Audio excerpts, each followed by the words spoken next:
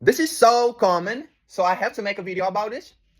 It's about young people finding partners, finding girlfriends just like their toxic mom. Bro, that's what you gotta learn, bro. The partner has to be unfamiliar. Like the partner definitely need to be not the same as your family, bro. I'm just being honest, bro, because that's the language. It's familiar. This language is familiar. You connect with these people, but that's a repetition compulsion. You just, if you are not from, and I don't believe that there's like a healthy environment, family environment, bro. All families fucked up.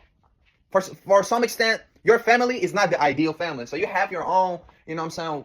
There's some ways that it triggers you. There's no family on the planet that actually, healthy. But instead of to progress and to be good and to progress and not to degrade and not to fucking mix with all this, the same thing, same family system, you have to understand that your partner has to be different from your mother and your family settings. The partner have to be different sort of a human. It has to be a different human, different from you.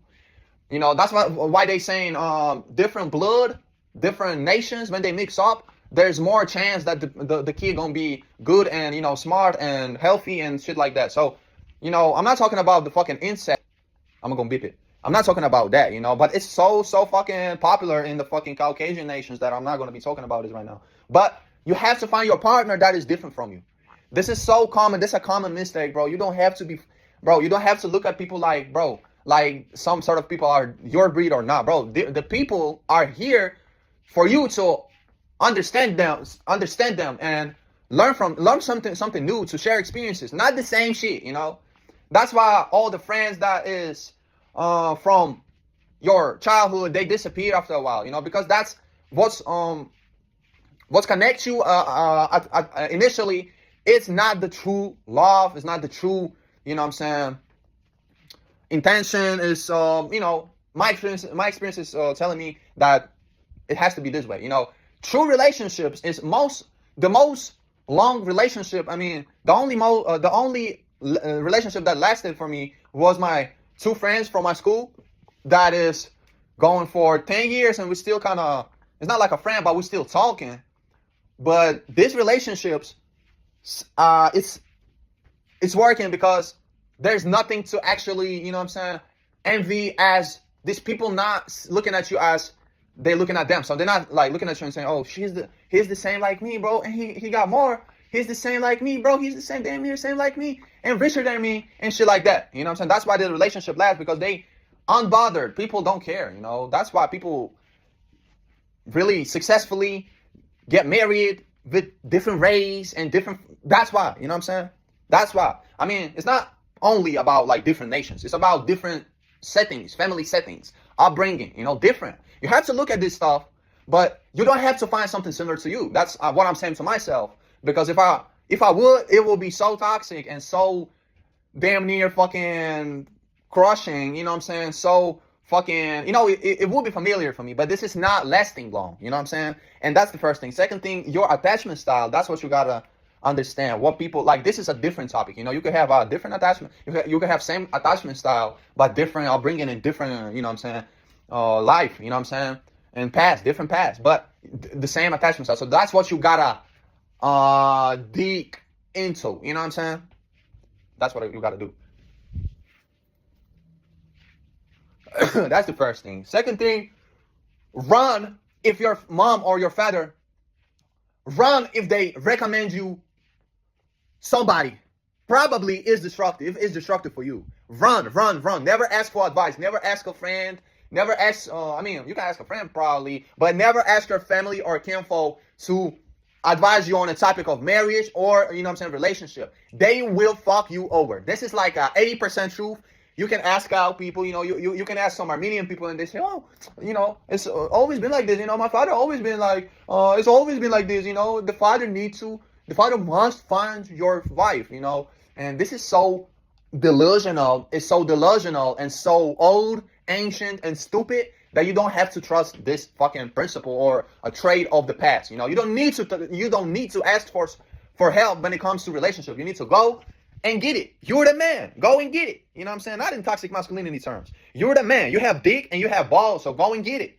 You know what I'm saying? Don't ask for fucking, it's a codependency trait. You know, you don't need to just fucking cry for help. That seems like it. You know, what kind of woman go for you? If you cry for fucking help, you are fucking weak. You weak. You don't have no balls, bro. You weak. So that's what you gotta do. But you know,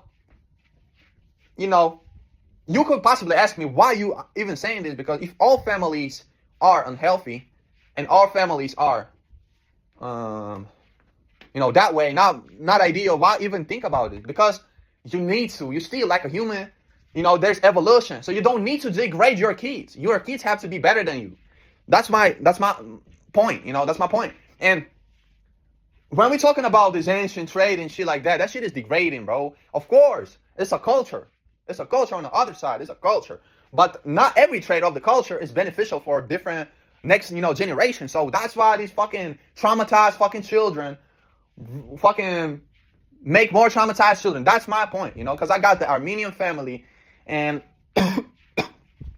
even though my mom is Russian, but it's different still. All my Armenian family is sick mentally. You have to accept this fact to go further in life.